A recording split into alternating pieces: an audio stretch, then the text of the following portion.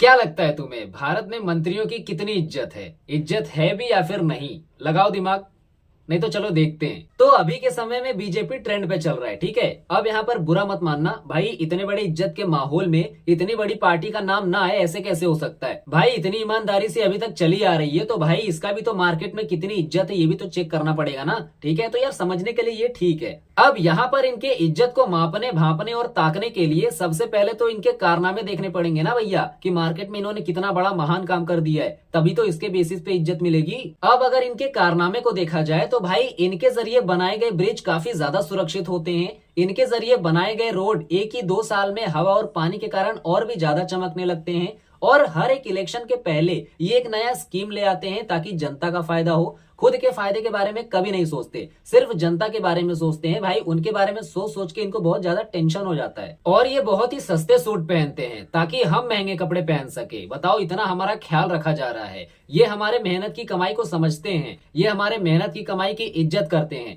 ये इतनी हमदर्दी से तो भाई हमारे देश में काम कर रहे हैं। तो उम्मीद है कि आगे भी ऐसा ही चलता रहेगा। और अगर आप इनसे कुछ सवाल भी पूछते हैं तो ये बड़े नम्रता पूर्व, बड़े ही प्यार से आपको जवाब भी देते हैं। लेकिन अगर ये कुछ ज्यादा ही खतरनाक लेवल का काम करते हैं और इनको रोकने के लिए अगर आप धरने पर उतर जाते हैं तो ये लोगों के साथ बहुत ही अच्छा व्यवहार करते हैं। ये अपने भाषा में लोगों को बड़े प्यार से समझाते हैं, बिना कुछ किसी का नुकसान पहुंचाए, बिना किसी को तकलीफ पहुंचाए। और ये आपके धरने से डर भी जाते हैं और ये मान भी जाते हैं। अब यहाँ पर दूसरी बार धरने पर बैठने पर भाई आपकी फटने लगती है। आपका दिमाग 1000 बार दौड़ेगा, 1000 बार सोचेगा दूसरी बार धरने पर बैठने से पहले कि भाई बैठूं या नहीं बैठूं, नहीं तो क्या पता फिर पिछवाड़े लाल हो जाएंगे तुम्हारे, हैं। और यहाँ पर ज्यादातर भाई धरनों के मामले में पिछवाड़े ही लाल किए जाते हैं, ठीक है। ये हमारे देश की सरकारों की परंपरा है, ये उनकी तरफ से उनका जवाब होता है। लेकिन ज्यादातर लोग समझ ही नहीं पाते, सिर्फ पिछवाड़ा लाल करके चले आते हैं। और ये इलेक्शन बड़ी ईमानदारी से करते हैं, कोई घपलेबाजी नहीं होती, किसी भी वोट की चोरी नहीं होती, कोई डबल वोट नहीं कर सकता।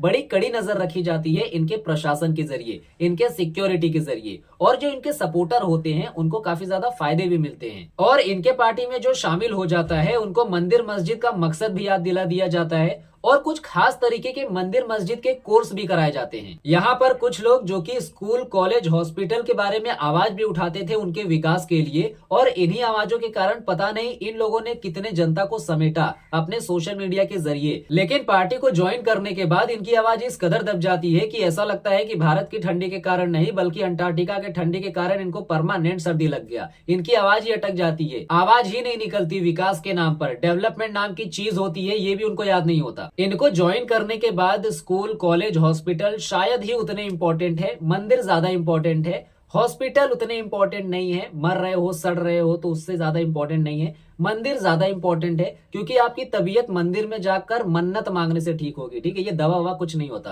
अरे सॉरी, मन्नत मांगने से नहीं, मनौती मांगने से ठीक होगी, ठीक है। क्योंकि इनको तो शब्द से भी कोई प्रॉब्लम नहीं है और इनको किसी रंग से कोई समस्या नहीं है। इनका अपना खुद का भगवा रंग है, एक बकरा और एक गाय, मतलब जानवरों से भी कोई समस्या नहीं है। किसी दूसरे मजहब के लोगों से कोई समस्या नहीं है, किसी के पहरावे से कोई समस्या नहीं है। तो यहाँ पर देखा जाए तो ये बड़े ही नेक दिल के इंसान है। यहाँ पर गाय हमारी माता है, मेरी माता नहीं, मतलब किसी की माता है। ये गाय हमारी माता है, गोबर ही दवा है, मूत्र ही अमृत है। दवाओं से ज्यादा तो ये चीजें फायदे करती हैं। तो देखा जाए तो ये इनका मेन फार्मूला है, ठीक है। ये बीमारियों में, महामारियों में इनको मूत्र ही पिलाया जाए, गोबर ही खिलाया जाए, है ना। ये वैज्ञानिक लोग तो बकचोद बैठे हैं यहाँ पर, है। ये जिंदगी भर बकचोदी की पढ़ाई किए जा रहे हैं। ये विज्ञान कुछ नहीं होता, रिसर्च कुछ नहीं होता, सब फालतू है ना। और ये जितने भी नेशनल इंटरनेशनल वैज्ञानिक रिसर्च होते हैं वो इनके धर्म ग्रंथ में पहले से लिखे होते हैं, लेकिन कहाँ लिखे होते हैं यही नहीं पता। और इनके जो सपोर्टर होते हैं इनके अंदर भी यही ज्ञान मौजूद होता है। ये चीजें खाने पीने से इनको ज्यादा ज्ञान हो जाते हैं, ठीक है। खैर, हम तुच्छ से बकचोद प्राणी इनका विश्लेषण इन डिटेल में क्या ही कर पाएंगे।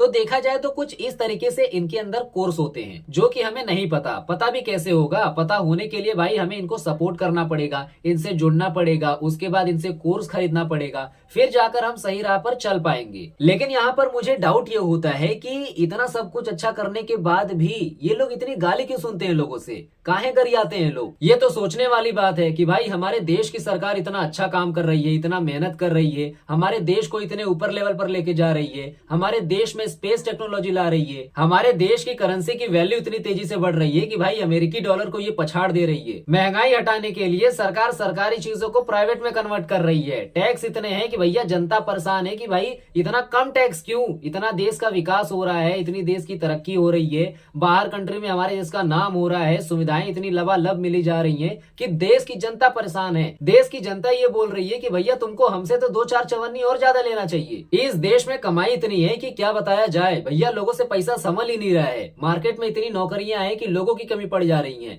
जनता की कमी पड़ जा रही है। तो यार अभी के समय में अगर हम इस पार्टी को देख रहे हैं, इन लोगों को देख रहे हैं, तो यार हम नसीब वाले हैं। अब यहाँ पर बहुत से लोग इनको देखकर खून की उल्टी किए जा रहे हैं, बोल रहे हैं भैया हमें ये नहीं पसंद है। अरे तुम बकचोद हो, तुम्हारे पसंद या ना पसंद करने से क्या हो जाएगा भाई, हैं? इनको पसंद करने वाले खून की उल्टी करके वापस पी जा रहे हैं। क्या बात कर रहे हो यार, हैं? इनको कलयुग का राम बोला गया है, ये होती है श्रद्धा। बाद में इनका घर तोड़ दिया जाए वो अलग बात है। तो यहाँ पर गलती तुम्हारी है, तुम्हारी नजरें कमजोर है भैया, ठीक है? जाके तुम अपनी आंखें ठीक कराओ और इनके बारे में फालतू मत बोला करो, जाके इनके बारे में थोड़ा जानकारी लो। अच्छा, अब यहाँ पर बात ये आती है कि हमारे देश की मंत्रियों की इज्जत कितनी है। ये जो सिक्योरिटी वाले होते हैं जो कि इन मंत्रियों के आगे पीछे घूमते रहते हैं, आखिर इनकी जरूरत क्यों है? अब यहाँ पर बाहर के मंत्रियों का तो खैर समझ में आता है कि कोई बाहर का आदमी आके उनको ठोक ना दे, ठीक है? लेकिन हमारे देश में इन मंत्रियों को बाहर के लोगों से कम और अपने देश की जनता से ज्यादा खतरा है। क्यों? क्योंकि जहां से ये ईमानदारी से जीत कर आते हैं, सिर्फ वहां पर ही इनके पैर पड़े जाते हैं। बाकी लोग तो तैयार बैठे हैं कि भैया कब ये हमारे इलाके में आए ताकि इनकी मरम्मत बढ़िया तरीके से की जाए। लेकिन इन मंत्रियों के अंदर इतनी हिम्मत नहीं बची है कि भैया ये एक एक गली के अंदर, एक एक घर के अंदर घुस कर ये वोट मांग सके। लपेटे जाएंगे ये, ठीक है? इसलिए ये क्या करते हैं कि ये अपने कार्यकर्ताओं को भेजते हैं, यानी जो इनके नीचे आते हैं उनको भेजते हैं। अब ये बातें मैं नहीं बोल रहा हूँ, मतलब मैं ही बोल रहा हूँ, लेकिन ये बातें मेरी नहीं है, ये जनता की राय है, ठीक है? उनके हाव भाव है, तो वो मैं आपको बता रहा हूँ, ठीक है भैया? यहाँ पर ना तो मैं किसी के अगेंस्ट हूँ, ना तो मैं किसी के साइड हूँ, ठीक है? मैं बीच में हूँ, जो रियलिटी है वो मैं बता रहा हूँ, अपनी नहीं बता रहा हूँ, लोगों की रियलिटी बता रहा हूँ, ठीक है? ये तो अभी बिहार में बीजेपी वालों को भगा भगा के मार रहे थे, 5 साल तक तो ये दिखे नहीं, अब जब वोट मांगने का समय आ गया तब ये दिख रहे हैं। तो बिहारियों ने भाई इनकी सुताई कर दी अच्छे से। बिहार वाले इतने खतरनाक है कि इनको गाड़ियों से निकाल निकाल के पीट रहे हैं। बताओ, बीजेपी के कार्यकर्ता भी भाई सोचते रहेंगे किस मनहूस इलाके में आ गए वोट मांगने। लेकिन अब वो भी क्या करें भैया, जिस इलाके में वो घुसे हैं वोट मांगने के लिए, वही तो जनसंख्या का मेन इलाका है? वहीं से तो इनका मेन तार जुड़ा है, वहीं से तो इनका पूरा सिस्टम कंट्रोल होता है। अगर यहाँ का मेन तार हिला तो भैया पूरा सिस्टम गड़बड़ा जाएगा। तो यार कुछ सोचना पड़ता है ना। तो यार 5 साल के लिए राजा की तरह राज करने के लिए अगर हम एक बार पीड़ भी जाएंगे 5 साल में एक बार, तो भाई कौन सी बड़ी बात है? फिर जब जीत जाएंगे तो भैया 5 साल तक जनता को रिमांड में लिया जाएगा, अच्छे तरीके से, बहुत ही बढ़िया तरीके से इनको लूटा जाएगा, सूता जाएगा, सब किया जाएगा। तो इसीलिए ये लोग यूपी बिहार के लोगों से कूट जाते हैं, ठीक है भैया? इनकी सिक्योरिटी यहाँ यूपी बिहार में नहीं चलती, ठीक है? ये गाँवटी इलाके बहुत खतरनाक होते हैं, ये गाँव में जो रहने वाले हैं ना बहुत खतरेलू होते हैं, ये कहीं भी चढ़कर मारने लगते हैं। भैया इनको किसी से डर नहीं लगता, ये हमेशा तैयार रहते हैं मारधार करने के लिए, ठीक है? हमेशा देखोगे ना तुमको, ये अपना बटन खोल के रखे रहेंगे, भले से बैकग्राउंड में इनके कुछ हो या ना हो, ठीक है? चवन्नी कुछ नहीं, बैंक अकाउंट में कुछ नहीं पड़ा है, लेकिन खून खराबा करने के लिए ये हमेशा तैयार रहते हैं। तो इतने तो खतरेलू होते हैं ये लोग। दुबई का जो लीडर है ना प्रिंस, उसको सिक्योरिटी की जरूरत नहीं पड़ती, वो बिना सिक्योरिटी के सड़क पे चलता है, ठीक है? उसको कुछ नहीं होता। अरे लीडर को छोड़ो, वहां के तुम एक आम आदमी को नहीं छू सकते, उस आम आदमी को छोड़ो भैया, तुम उस आम आदमी के एक सामान तक को नहीं छू सकते, ठीक है? ऐसा माहौल बना है वहां पर। वहां के सड़कों पर सोने के बिस्किट घूमते हैं, तुम उसको ले भी नहीं सकते, लेना छोड़ो तुम छू भी नहीं सकते, ठीक है?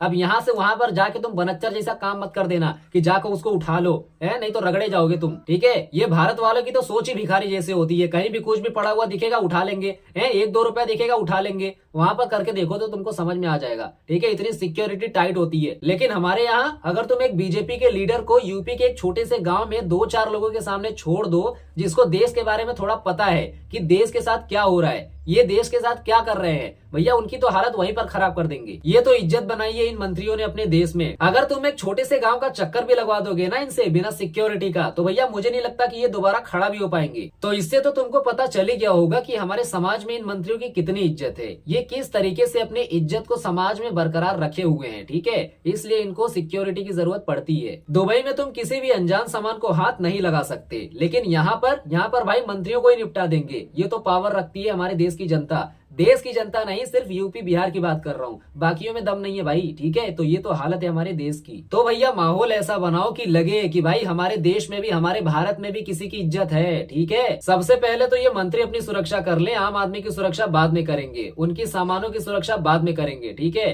क्योंकि हमारे देश में अगर तुम्हारा कोई भी सामान चोरी हो गया ना तो 90 से 95% चांसेस है कि तुम्हारा सामान नहीं मिलने वाला। लेकिन दुबई में अगर तुम्हारा सामान चोरी हो जाता है तो भैया वहां की पुलिस तुम्हारे घर तक खुद छोड़ने आएगी, और वो भी फ्री में। और यहाँ पर साला एफआईआर कराने जाओ तो भी 1500 मांगते हैं। बताओ, ये तो इनकी हालत है। इतने सीरियस कंडीशन में भी भैया इनको पैसे चाहिए। तो ये अपनी तुलना दुबई से थोड़ी करेंगे भाई साहब, इज्जत कम हो जाएगी। इज्जत को बढ़ाने के लिए ये अपनी तुलना पाकिस्तान से करेंगे। क्यों? क्योंकि नीचे से दूसरी स्टेज पे हम ही आते हैं, हालांकि पाकिस्तान से ऊपर ही आते हैं। तो ये गर्व की बात है पीछे से। अच्छा, यहाँ पर एक और बात आती है कि ये जो मंत्री हैं वो हमारे सेवा के लिए इस पदवी पर आते हैं, ठीक है। तो क्या ये सिर्फ सेवा के लिए आते हैं? सिर्फ सेवा के लिए, सिर्फ सेवा के लिए आते हैं? ये जो सेवा शब्द है वो काफी इज्जतदार शब्द है ना। लेकिन अगर इसको छोटा कर दिया जाए और खुद को बड़ा कर दिया जाए तो ये नौकर भी कहलाता है ना। तो क्या ये जो मंत्री हैं ये हमारे नौकर होते हैं जनता के, या फिर जनता इनके नौकर होते हैं? तो यार यहाँ पर देखो, जब ये वोट मांगने आते हैं आपके दरवाजे पर तो उस टाइम के लिए ये नौकर होते हैं आपके, सिर्फ दिखाने के लिए, ठीक है। लेकिन जैसे ही इनको वोट मिल जाता है, ये जीत जाते हैं, तो 5 साल के लिए जनता इनकी नौकर हो जाती है। फिर ये तुमको कुछ नहीं समझते, ठीक है। भले से तुम इस बात को मानो या फिर मत मानो। तो इस बात को बताने के लिए भैया इनके घर तक मत पहुंच जाना, ठीक है। नहीं तो तुम्हारे साथ क्या होगा तुम्हारे खानदान तक को नहीं पता चलेगा, ठीक है। तुम्हारे माई बाबू घर पे इंतजार कर रहे हैं। तो भैया जो कर रहे हो, जहां पर पड़े हो वहीं पर पड़े रहो। सबसे पहले तो ये तुमको पहचानेंगे नहीं, है ना। तुम कौन हो? तुम 1 वोट दिए हो, 2 वोट दिए हो, भैया वो जीत चुके हैं, ठीक है। अब वो तुम्हारा कुछ नहीं करेंगे, तुम पड़े रहो। अब तुमको नहीं पहचानेंगे भाई, वो तुमको अपने घर से बाहर फेंक देंगे। हालांकि आपको इनके इज्जत का हिस्सा नहीं बनना है, ठीक है। नहीं तो भाई जनता की तरफ से बहुत दुआएं मिलेंगी। अगर आप किसी पार्टी की तरफ से हो तो जनता की तरफ से बहुत इज्जत मिलेगी, और अगर तुम जनता की तरफ से हो तो इनके तरफ से बहुत इज्जत मिलेगी, है ना। इनके कारनामे के जरिए तुम देख ही रहे हो कितनी इज्जतें मिल रही हैं। ये जो सरकार हमारे देश में काम कर रही है, कितने अच्छे तरीके से ये जनता को इज्जत दे रही है ना। तो वही इज्जत तुमको भी मिलेगी। यहाँ पर फर्क सिर्फ इतना है कि अगर आप जनता के तरफ से रहेंगे तो सिर्फ आपको इज्जत मिलेगी, ठीक है। पैसा वैसा कुछ नहीं मिलेगा भाई। इज्जत का क्या करोगे? अचार डालोगे, है, पेट भी तो भरना चाहिए। लेकिन अगर आप किसी पार्टी की तरफ से रहोगे तो भैया भले से इज्जत नहीं मिलेगी, वो चलेगा, लेकिन पैसा मिलेगा। क्यों? पेट तो भरेगा ना भाई। अगर आप किसी भी पार्टी को ज्वाइन कर लेते हैं तो भैया इतना अपरंपार पैसा मिलता है कि मुंह बंद हो जाता है, ठीक है। ये जितने भी सच्चाई के राह पर जो चल रहे हैं उनको भाई घसीट घसीट के अपने पार्टी में शामिल किया जाता है कि भाई तुम आओ, पैसा ठोस ठोस के उनका मुंह बंद करा दिया जाता है। पहले जो विकास के बारे में इतना भौंकते थे भैया, इनको पार्टी में घसीटने के बाद इनकी बोली बंद हो जाती है। विकास के नाम पे कुछ निकलता ही नहीं है, ठीक है। मैं पर्टिकुलर पार्टी को टारगेट नहीं कर रहा हूँ, मैं सभी की बात कर रहा हूँ, ठीक है। सभी के लोगों में आप देख सकते हो कि हर एक पार्टी में कौन कहां से घुस जा रहा है ना। तो यहाँ पर जब पैसे मिल रहे हैं तो भैया जनता की 2-4 गाड़ी खाने में क्या जाता है, उसका क्या ही असर पड़ेगा। पैसा तो मिल रहा है ना, मेन काम पैसे से है। लेकिन हाँ, यहाँ पर एक बात का और ध्यान देना कि भैया यहाँ पर हमला भी अचानक होता है, ठीक है। कभी कभार पिटा जाओगे। वो क्या है कि 5 साल में तुमको मार्केट में वोट लेने भी जाना रहेगा ना, बटोरना भी रहेगा। क्योंकि भैया जीतने के बाद 5 साल तक तुम दबाकर जनता के पैसे को चबाओगे, है ना। और ये जनता देखते देखते 5 सालों तक उनका भैया मुंडा गर्म हो जाएगा। विकास का इंतजार करते करते 5 सालों तक भाई उनकी सुलगती रहेगी कि भाई विकास तो दिख ही नहीं रहा है, साला फिर ये चोरी करने लगा है। तो भैया कूटे जाओगे तुम, इसके लिए भी तैयार रहना, ठीक है। अगर यहाँ पर आपको इज्जत चाहिए तो भैया आप जनता की तरफ से रहो। लेकिन अगर आपको पैसा चाहिए, इज्जत नहीं चाहिए, तो भैया आप पार्टी में किसी में घुस जाओ, है ना। उसमें कम से कम पैसा तो मिलेगा, जिंदा तो रहोगे। इज्जत का क्या करोगे भाई? अचार डालोगे, क्या करोगे तुम? तो पैसा जरूरी है। तो भैया ये हमारे भारत देश की राजनीतिक डिपार्टमेंट की परंपरा है जो कि सभी लोग निभाते हैं, ठीक है। सो मेरे हिसाब से आपको ये इतना सारा उझाई सोखाई देखने के बाद आपको समझ में आ गया होगा कि भाई हमारे देश में मंत्रियों की कितनी इज्जत है ना। सो यहाँ पर हमारा वीडियो एंड होता है। बाकी हम फिर मिलते हैं नेक्स्ट वीडियो में। तब तक आप हंसते रहिए, खेलते रहिए और मुस्कुराते रहिए।